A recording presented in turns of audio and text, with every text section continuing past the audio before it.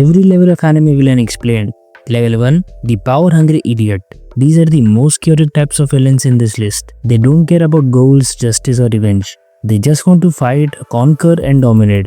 They live for the challenge, and the stronger the enemy, the greater the thrill. Grimmjow, Muscular and Hisoka are perfect examples of this archetype.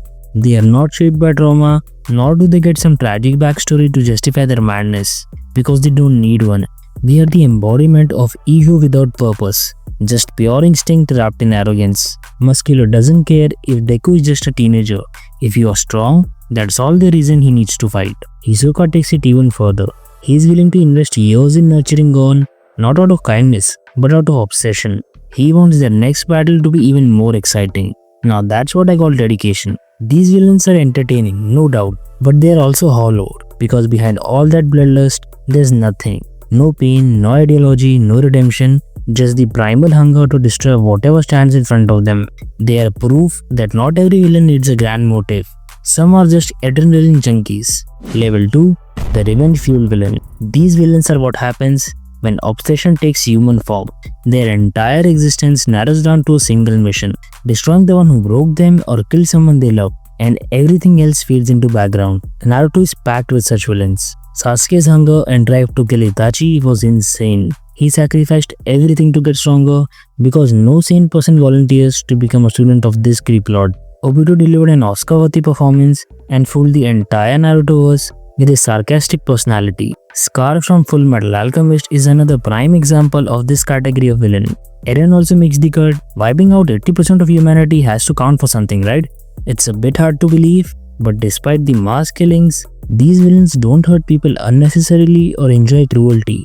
Most of the time they are depressed and fully aware that what they are doing isn't morally right, but trying to convince them is like talking to a brick wall, because they don't even care about themselves. They will burn bridges, betray allies, and walk straight into self-destruction if it takes them closer to revenge. Level 3, the mirror villains. Mirror type villains are born from the same fire as the heroes they oppose. Same pain, same ideals, but a different outcome. They are what the protagonist could have become if one movement had gone differently. Take Gaara for example. He was also treated as a monster, rejected and feared by everyone around him. But unlike Naruto, he had no Iruka, Kakashi or Shikamaru to pull him back from the darkness.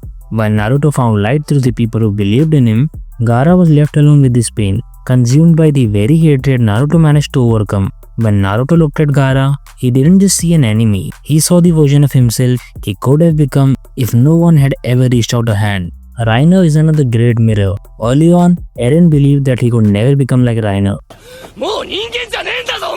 But as the truth of the world unfolded, Eren realized he wasn't so different. He too could lie, deceive and live among his enemies only to destroy them from within. He realized that he is capable of committing horrific atrocities for the people he loved. These characters pose us to confront uncomfortable truths about morality and choice. They aren't evil by nature, just broken in ways the hero narrowly escaped. They are the most realistic portrayal of how people become villains in real life. It's when their illusions are shattered and reality strikes them without mercy. Level 4, ego-driven villains. These villains are narcissism personified. Every action they take is driven by an insatiable need to control, dominate or conquer, often at the expense of everyone around them. They will stop at nothing to satisfy their ego. The best example of this kind of villain is Griffith! From getting royally pounded by a fat king to forcing himself on his best friend's girl, his desire to have his own kingdom ramped over everything else. Majin Vegeta is another textbook case. Never being able to surpass Goku shattered his ego and he gave in to his jealousy. In that rage, he slaughtered innocent people at the World Martial Arts Tournament and indirectly caused Majin Buu's release, the monster that wiped out humanity. Then there's Kisaki Tetta from Tokyo Revengers. Cold, calculating and obsessed with control, he's cut from the same cloth as Griffith. His hatred for Takemichi comes from jealousy. He can't stand that Hinata loves him, so in every timeline he kills her, to prove that if he can't have her, no one can. These are the villains that make your blood boil, because it's not just the power you fear, it's the obsessive, self-centered drive behind it, leaving chaos wherever they go. Level 5, the God Complex villain. These villains don't just want power, they want absolute control as if the world itself must bend to their will. They believe they are literal gods and the world exists to be fixed, ruled or remade by them. You can call them delusional, but they have the strength to back up their ideology. Many villains come to my mind when I hear the term God complex. But the best ones has to be these three. They are the ones who came closest to becoming the gods of their world. Kira ruled the world for a long time and managed to reduce the global crime rate by 70%.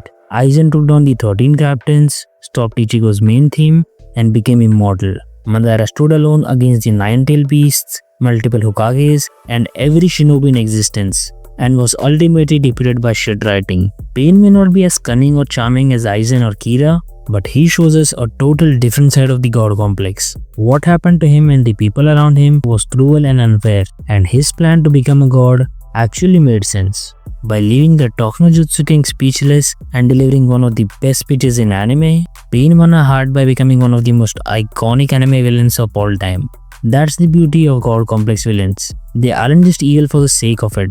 They challenge ideals, shake the system, and make you question who really has the right to decide what's justice or order.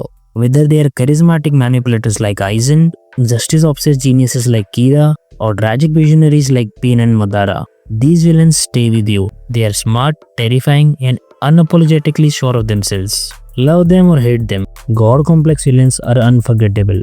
Level 6. Pure evil villains. Unlike other villains in this list, these maniacs don't have a reason as to why they are causing havoc. They are just in it for the love of the game. They are sadistic and nihilistic by nature. They find other people's suffering to be amusing. They don't have a big end goal and just want endless destruction. Dragon Ball Z has tons of villains like these. Tokno-Jutsu has no effect on them, and they are always ready to throw hands. Frieza and Kid Buu are the best examples of these villains. Even Cell too. He could have destroyed the world easily, but that would be too boring. He gave the Z fighters a chance to train and gave him their best shot, which led to his ultimate downfall. Sukuna is another great example of a pure evil archetype in new gen anime. But my favorite one is weaker than all these villains. He doesn't have any kind of superpowers, but is still regarded one of the best villains of all time. Johan's crazy smile, unpredictable behavior, and bleak personality makes him even more terrifying than those planet-destroying monsters. Level 7. The Tragic Monster. These are my favorite kind of villains. They never set out to become monsters. Circumstances, pain, and survival push them down the path they never wanted to walk. They embody the quote, "A hero would sacrifice you to save the world. A villain would sacrifice the world to save you." Morality and the greater good means nothing to them. All that matters is protecting those they love by any means necessary. Itachi killed his entire clan including his parents and later condemned himself, all to protect Sasuke. Eren trampled the world for the people he loved, and Obito's simping, well, it knows no bounds.